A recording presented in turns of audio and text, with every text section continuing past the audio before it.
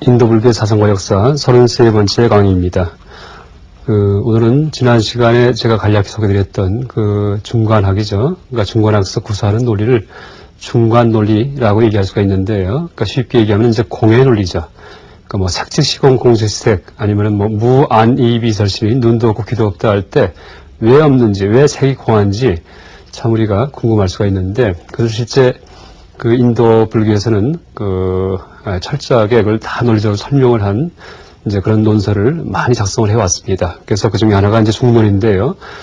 이 용수보살께서 저술한 그 중론에 이제 입각해서 제가 이 중간 논리에 대해서 이번 시간과 다음 시간에 걸쳐서 간략하게 설명을 드리겠습니다.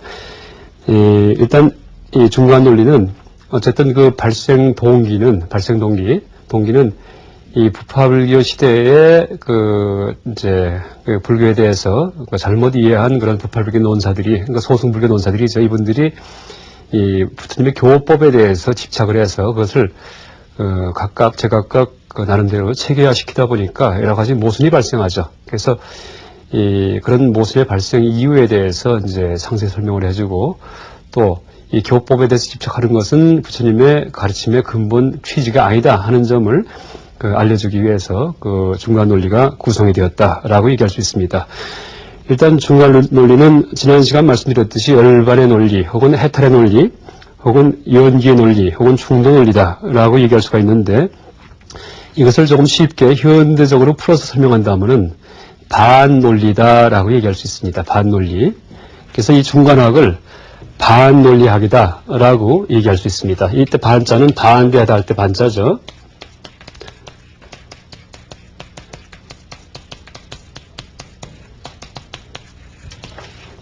보통 이제 반논리학, 뭐 이런 개념 아마 처음 들어보신 분들 많을 겁니다. 근데 우리가 논리학이라는 말은 많이 들어봤죠. 논리학. 근데 이제 이 중간 논리는 이 반논리학입니다. 반논리학. 논리를 부숴버리는 거죠. 그러니까 논리학은 우리의 생각이 쌓아지는 그런 법칙에 대해서 연구하는 학문이 논리학이고, 그러니까 서양에서, 그러니까 기원전 아리스토텔레스에서 집대성된 이래 한 2000년간 거의 변하지 않고, 우리 사고의 아주 법칙이다. 우리 우리가 생각이 작동되는 그런 원리다. 법칙이다. 라고 믿어져 왔죠. 근데 이제 근세에 와서, 최근에 와서 이 논리학도 이 어떤 구성된 체계일 뿐이지, 약속 체계일 뿐이지, 이 보편타당한 진리가 아니다 하는 사실을 서양 논리학자들이 자각을 하기 시작을 하죠. 어쨌든 이 논리학은 이 사고가 구성되는 법칙에 대해서 연구하는 학문인데 이 중간 논리는 반논리학입니다. 그래서 일단 논리학과 이제 대비시켜서 이 중간 논리, 반논리학을 설명드리면은 좀 이해가 쉬울 것 같아서 제가 먼저 논리학을 먼저 설명드리겠습니다. 이 현대 논리학, 그러니까 이제 서양 논리학 책을 보면은 일단 큰 내용이, 구성이 3단계로 이루어져 있습니다. 그래서 이 논리는 생각이 작동되는 그런 원리가 바로 논리인데, 그러니까 물리할 경우는, 물리학 하면은 물질의 어떤 법칙을 연구하는 학문이고요. 심리학 하면 우리 마음의 법칙이고요. 그 다음에 생리학 할 경우에는 우리의 신체, 그렇죠? 의학에서 얘기하는 이제 신체가 어떻게 작동되는지, 어떻게 움직이는지, 어떻게 신진대사를 하는지 하는 데에서 연구하는 것이 바로 생리학이죠. 논리학은 우리의 사고가, 생각이 어떻게 작동되는지에 대해서 연구를 합니다. 그래서 일단 생각이 작동되기 위해서는 어떻게 됩니까? 생각이 구성되기 위해서 가장 기초적인 요소가 이제 필요한데 그것이 바로 개념입니다. 개념.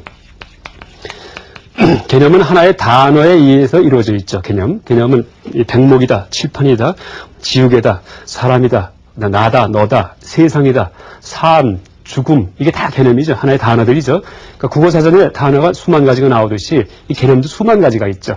이런 개념의 벽돌들을 조합을 시켜서 이게 쌓아 올려갖고서는 어떻게 됩니까? 판단을 만들게 돼요. 판단. 그러니까 개념만 가지고는 우리 생각이 구성되지 못하죠. 그래서 산이 높다, 바람이 분다, 사람은 죽는다, 나는 세상에 살고 있다. 이런 것들이 다 판단이죠. 판단은, 그러니까 개념은 낱낱이 하나씩 되어 있는 것이 개념이고요. 판단은 최소한 개념 2개 이상이 이제 연결이 돼야지 하나의 판단이 구성됩니다. 그래서 비가 내린다, 그 다음에 바람이 분다 같은 일이 판단이죠. 산이 높다, 사람은 죽는다. 이게 다 판단이죠. 또 판단만 가지고, 개념과 판단만 가지고도 우리의 생각이 구성되지는 않습니다. 하나가 더 필요하죠. 뭐냐 하면은 추리죠, 추리. 추측하는 거죠. 그러니까 기존에 알고 있던 사실에 입각해서 지금 인식되지 않는, 지각되지 않는 그런 내용들을 추측하는 것이 바로 추리죠. 그래서 이 추리는 보통 여러분 이 추리할 경우에 아마 이 고등학교 시절에 이 3단 논법을 배웠을 겁니다. 3단 논법. 3단 논법이 뭡니까?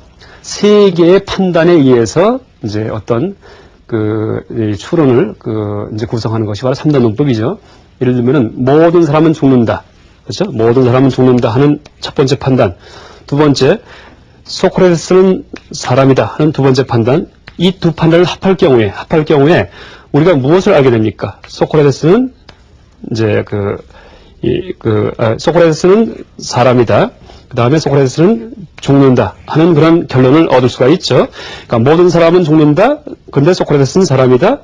그러므로 소크라테스는 죽는다. 이게 이 3단 논법이죠. 이렇게 3단 논법에 의해서 이 알지 못하는 결론을 추측해내는 것이 바로 추리죠. 그래서 개념이라는 벽돌에 의해서 판단의 기둥을 세운 다음에 추리라는 집을 지어가듯이 우리의 생각이 작동된다. 이렇게 얘기할 수가 있죠. 근데 이 반논리학인 중간 논리에서는 개념도 틀렸다. 개념은 실체가 없다. 이렇게 얘기합니다. 판단도 자가당석에 빠진다. 이렇게 얘기를 하죠. 그 다음에 추리는 전부 다 엉터리다. 라고 얘기를 하죠. 모든 게 다. 그러니까 우리의 사고 자체가 다 엉터리다. 라는 사실을 논리적으로 증명해 주는 것이 바로 반논리학인 중간 논리다. 이렇게 얘기할 수가 있습니다. 그래서 이 개념이 엉터리라는 점을 어떻게 이제 어떤 사상, 어떤 불교 교리에서 증명하냐 하면은 불교의 공사상과 실체가 없다 이런 얘기죠. 이 공사상은 사실은 연기사상이다. 연기. 모든 것이 다 얽혀있기 때문에 실체가 없는 거죠. 이렇게 얘기할 수 있습니다. 그래서 공사상과 연기사상에 의해서 개념론을 비판합니다. 개념론을. 그 다음에 판단은 어떻게 비판하냐 하면은 우리가 판단을 내릴 경우에 아마 전에 제가 14무기, 14난문을 얘기할 때 부처님이 침묵하신 그 내용이죠. 그러니까 부처님이 돌아가신 다음에 어딘가 계실까? 계시지 않을까? 아니면 계시면서 안 계실까? 아니면 계시지도 않고 안 계시지 않는 것도 아닐까? 이렇게 얘기하는 거. 다시 말하면 네 개의 판단에 의해서 우리의 생각이 작동됩니다. 그러니까 판단하면은 이 네 개의 판단은 벗어날 수 없다라고 얘기합니다. 그래서 이 네 개의 판단은 이제 간단히 도식적으로 설명하면은 무엇이 A다. 그 다음에 이제 두 번째 판단은 not A다. A가 아니다. 이런 얘기죠. 세 번째 판단은 A면서 not A다. 이게 세 번째 판단이고요. 네 번째는 A도 아니고, not A죠. A도 아니고, 그 다음에 not A도 아니다. not A 이렇게 되겠죠. 그래서 이것을 읽고, 이것을 잊고, 이것을 삼고, 이것을 사고 이렇게 얘기합니다.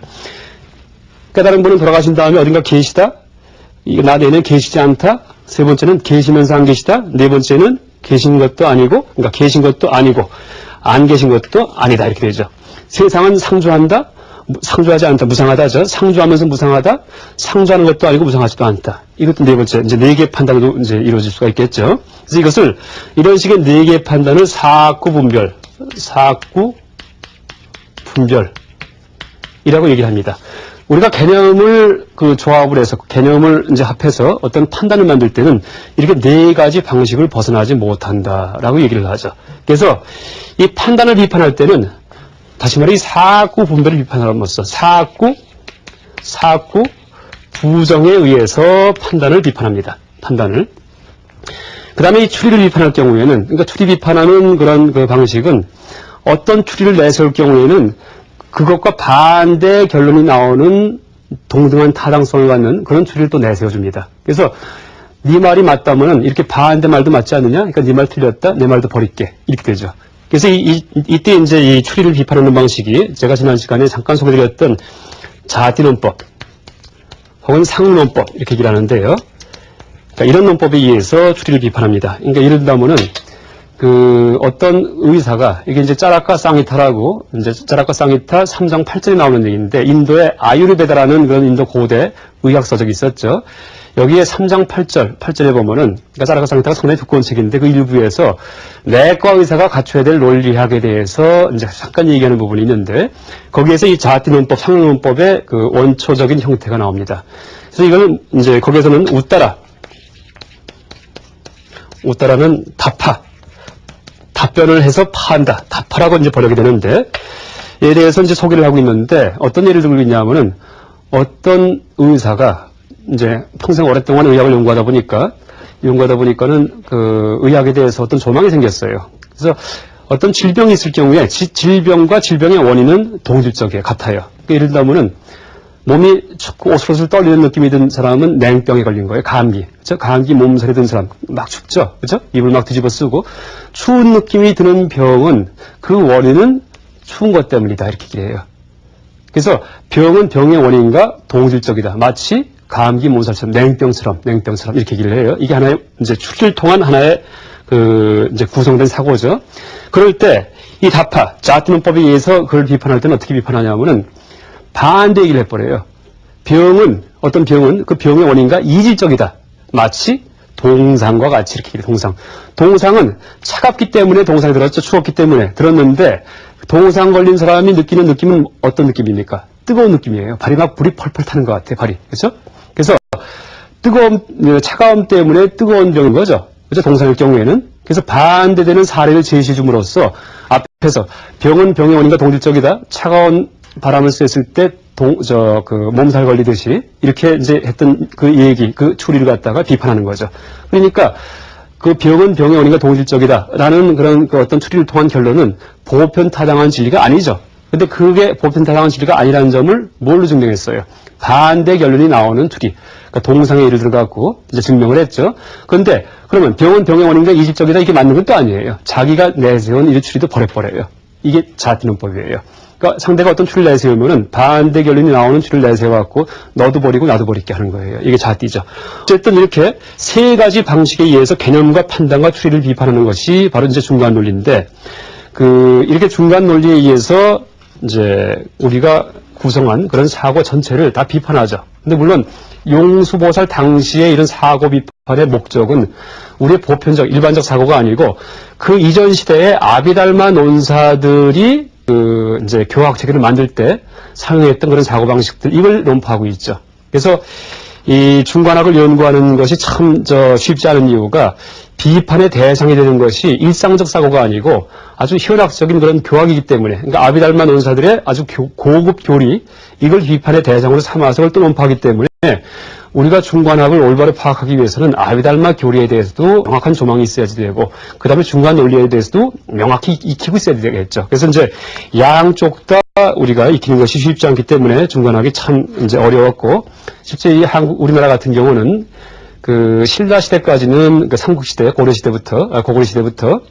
벽제, 신라 시대까지는 중관학이 많이 연구가 됐죠. 원효 스님 저술 중에도 이제 중관에 대한 게 많이 있고요. 또 원효 스님 사상 속에도 중관 사상이 많이 녹아 있고, 또 이 중국의 중관학인 삼론학, 지난 시간에 얘기 드렸죠. 삼론학, 길장 스님이 집대성하신 그때 삼론은 중론, 십론, 12문론, 백론이라는 그런 세 가지 중관학관계 논서에 의거해서 만들어진 종파가 바로 삼론종이죠. 그래서 삼론학은 이제 그렇게 세 가지 논서를 연구하는 그런 그 중국의 학문인데, 그 길장 스님의 삼론학이 나중에 서원불교에도 영향을 미치고 아주 큰 역할을 하는데, 길장 스님의 스승의 스승의 스승, 그러니까 증조 할아버지 뻘 되는 스승이 바로 고구려 스님이에요.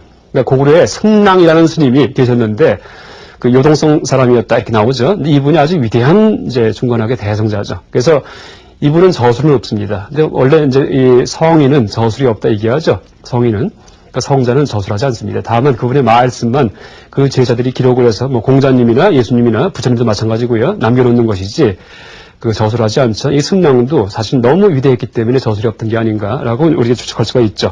이분이 직대성한 그런 삼론학을 나중에 길장 스님이 계승을 해서 이제 그 후대에 큰 영향을 미친 삼론학으로 완성을 하게 되죠. 근데 어쨌든 삼국시대까지는 삼론학이 연구가 됐는데, 고구려 이후에 삼국시대 끝나고 나서 통일신라 끝나고 나서 고구려 이후부터는 중관학에 대한 연구가 끊어져요. 사실 거의 끊어지다시피 합니다. 근 1000년간을 이제 끊어져 있다가 이제 근세에 와서 현대적인 이 불교학이 연구되면서 비로소 중관학이 수십 년 전부터 이제 연구되기 시작했습니다. 한국에서는요. 이게 중관학인데, 일단 이제 오늘 이 중관 논리에서 첫 번째, 아까 말씀드린 세 가지 비판 중에 개념 비판, 판단 비판, 추리 비판 중에 개념 비판이 어떻게 이루어지는지 잠깐 소개해 드리겠습니다. 일단 우리가 가장 쉬운 이제 예를 들어갖고 긴 것 짧은 것을 얘기할 경우에요. 어떤 막대기를 누가 가져왔는데 이제 상당히 긴 막대기를 가져왔어요. 참 그 막대기 길다 했을 경우에 근데 그게 그냥 긴 것이 아닙니다. 그것이 길다는 판단을 내리기 위해서는 그것보다 짧은 막대기가 염두에 두어져야지 돼요. 그렇죠? 생각 속에서 짧은 걸 생각하고 있다가 가져왔을 때 아이고 길구나 참 긴 막대기 가져왔다 이렇게 얘기를 하죠. 그런데 똑같은 막대기가 내가 더 긴 막대기를 염두에 두고 있다가 그 막대기를 가져왔을 때는 짧아져요. 같은 하나의 막대기인데 어떤 경우는 길어지고 어떤 경우는 짧아지죠. 그러니까 실제 그 막대기의 길이는 원래 가져왔던 막대기 길이는 실체가 없죠. 이게 그 막대기의 길이가 공하다 하는 얘기입니다. 우리가 공하다고 할 때 이 공의 의미가 뭐 어려운 게 아닙니다. 그렇게 상대성을 의미합니다. 상대성. 실체가 있는 것이 아니고 의존해 있는 것이다. 긴 막대기라는 그런 생각은 짧은 막대기를 염두에 두었기 때문에 생긴 것이다 라고 얘기할 수가 있죠. 또 어떤 것이 깨끗하다 더럽다 이것도 상대적이에요. 지금 이 방이 깨끗하다 할 경우에는 더러운 방에 이제 비교를 했기 때문에 깨끗하다는 판단이 생기는 거고 더 반짝반짝하게 윤을 낸 그런 방을 비교할 경우는 아이고 여긴 지저분하구나 하고 다시 같은 방인데도 불구하고 그 판단이 바뀌게 되겠죠. 이런 것들이 이제 그 공의 의미에 대한 그러니까 다른 것과 비교한다는 것이 바로 연기이고 연기이기 때문에 방의 깨끗함 더러움 혹은 막대기 길이가 실체가 없구나 공하구나 하고 알 수 있죠. 이것이 개념 비판의 가장 쉬운 예입니다. 그런데 이런 것들만 비판하는 것이 아니고 중간학에서는 이제 나중에 더 나가면 눈도 없고, 그러니까 긴 것도 실체가 없지만 눈도 없다는 얘기하죠. 그러니까 반야심경에서 무안입이 설치는 이런 얘기 나오죠. 없다는 얘기를 해요. 틀림없이요. 눈도 없고 귀도 없고 코도 없다 얘기를 하고요. 나중에 불도 없고 연료, 장작도 없다 이런 얘기를 합니다. 세상 만사가 다 아무것도 없다라는 걸 논증하는 것이 중간학인데 그래서 이 중간학서 개념을 비판할 때 다시 말해 공의 논리를 구사할 때 그 비판의 대상이 되는 소재는 쉬운 것도 있고 어려운 것도 있습니다. 긴 거, 짧은 거, 잘난 거, 못난 거, 똑똑한 거, 어리석은 거 이런 것들은 쉬워요. 아무리 어떤 사람이 어느 학교에서 공부를 잘해도 더 좋은 학교 가면은 이제 공부를 못하는 사람으로 평가받을 수가 있죠. 내가 잘났다 못났다 부자다 아니다 다 전부 다 연기적이에요. 그러니까 나는 원래 부자도 아니고 누구든지 마찬가지입니다. 나는 원래 잘생긴 것도 아니고 원래 못생긴 것도 아니고 원래 똑똑한 것도 아니고 라고 얘기할 수 있죠. 이게 공하다는 의미죠. 공하다. 그런데 더 나아가서 이런 것들은 이해하기 쉬운데 더 나아가서 눈이 없다는 걸 제가 이제 중론에 이제 그 의거해서 설명을 드리겠습니다. 반야심경에서 틀림없이 눈이 없다 이렇게 얘기를 하죠. 무안입이 설신 이렇게 얘기하죠. 눈이 없다. 무안이죠. 무안. 그 다음에 눈도 없는 게 아니고 무색성양 리촉법. 색은 눈의 대상이에요. 눈도 없고 시각 대상도 없다 이렇게 얘기를 하죠. 이것을 중간학에서 어떻게 논증하냐 하면은 이제 중간학이 총 27개의 챕터로 되어 있는데 그 중에 제3장에서 이제 관육정품입니다. 6가지 감각 기관에 대한 6가지 지각 기관에 대한 논파, 지각 기관에 대한 고찰이라는 그런 그 챕터가 있는데 뭐라고 얘기를 하냐 하면은 그러니까 눈을 논파할 때 이 눈이라는 것은 스스로 자기 자신을 볼 수 없다. 스스로를 보지 못한다면 어떻게 다른 것을 보겠는가 이렇게 얘기를 해요. 이게 눈도 공하고 그다음에 눈의 대상인 이 시각 대상 색도 공하다 하는 그 논증입니다. 그러니까 설명드린다면은 틀림없이 눈이 눈을 못 봐요. 여러분 한번 자기 눈을 보려고 생각해 보세요. 눈을 갖다가 안 보이죠? 그렇죠? 아무리 둘러봐도 이 코만 보이고 이렇게 보면 머리카락이 보이는데 눈은 안 보여요. 그러니까 눈이 없다는 얘기예요. 아주 단순해요. 너무 쉬워요. 눈이 없다는 얘기가. 근데 아마 이 얘기하면은 내가 내 눈을 볼 수 있어 하면서 이제 이의를 제기하는 그런 분이 계실 겁니다. 어떻게 보면 됩니까? 거울에 비치면 보인다 이렇게 얘기할 수 있겠죠? 그런데 중간학에서는 거울에 비쳐 보이는 내 눈의 모습은 눈이 아니고 눈에 비친 시각 대상이에요. 대상. 그렇죠? 그건 눈이 아니에요. 눈은 보는 힘이 있고 보는 작용이 있는 게 눈이죠. 그러니까 보는 힘이 있고 보는 작용이 있는 눈은 절대 내가 볼 수가 없어요. 그렇죠? 그러니까 눈이 없다, 눈이 공하다 이렇게 얘기를 하죠. 그러니까 눈과 시각 대상 밖에 보이는 이 세계 세계는 서로 상호관계에 있어요. 눈 감으면 바깥 세계도 없어지죠. 또 내가 눈이 있는 거, 보는 힘이 있다는 걸 알려면 눈을 떠야지 돼요. 바깥 대상이 있어야지만 눈이 있구나 하고 알 수가 있어요.